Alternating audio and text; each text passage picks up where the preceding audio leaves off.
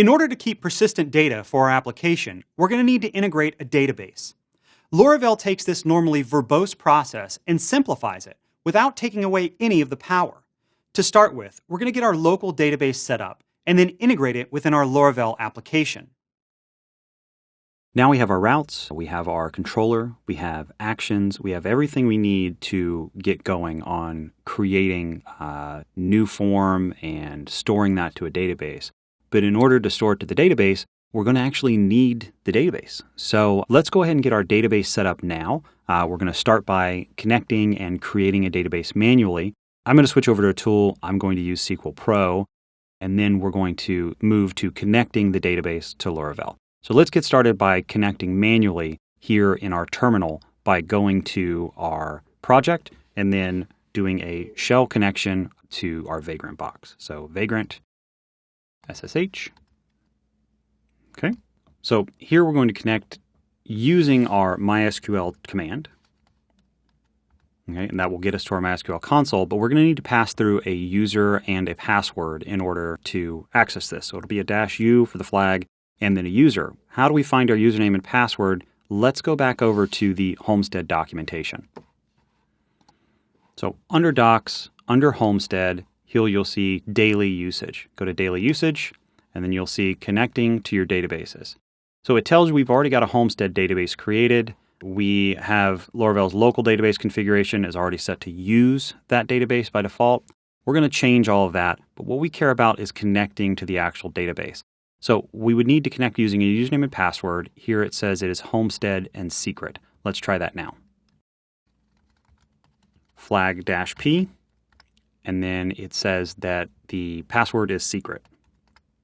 Okay, so now we're into the MySQL monitor, and the first command that we're going to run just to see what's here is show databases.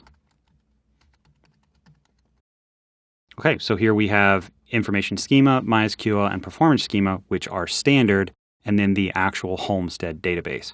Now, we're going to create a completely different database to use, and that database is going to be called ODOT. So let's go ahead and create that database here, or you can switch over to your tool of choice. So what I'll do is create it here manually and then show you how to do it on the MySQL tool SQL Pro. Okay, now we're going to do the same thing, show databases. And now we see we have ODOT. Okay, let's exit out of here now that we know what our username and password is. We know we have MySQL installed. We know we have our databases set up how we want. Let's switch over to a more graphical user interface based tool, SQL Pro. To exit the MySQL monitor, just type exit, and then it says bye, and then you may also exit Homestead to go back to your console. Okay, so opening up SQL Pro, we're going to need to create a new connection. What we're going to do is actually create a favorite because we're going to access this quite often. We're going to call it Laravel Homestead. All right. Here we're going to try to do a connection to Laravel Homestead. We'll do it with the standard. We'll go to 127.0.0.1. And then our username is Homestead. And our password is secret. Okay, and we don't need to specify the database. Now, port 3306, if we test the connection, we're going to get unable to connect. So what we need to do is look over at the documentation, and you'll see at the very bottom of Homestead daily usage, here are our ports. So MySQL will need to connect at this port, 33060. Try that, test the connection, connection succeeded. So let's go ahead and save our changes, and then we're going to connect. Okay, so inside of SQL Pro, we're going to get this screen a little bit bigger. Look at our databases, and here you'll see we have Homestead and ODOT. So if we wanted to create our database here, because we've already created it before, we're going to delete this database. Okay, delete, and then now you'll see we don't have that database. So to create a new database, we will go to the database dropdown and do add database, and then we will use ODOT. Should be the same as before. Database encoding as default. Hit add, and now we have our Homestead and ODOT. But we're only going to be using ODOT.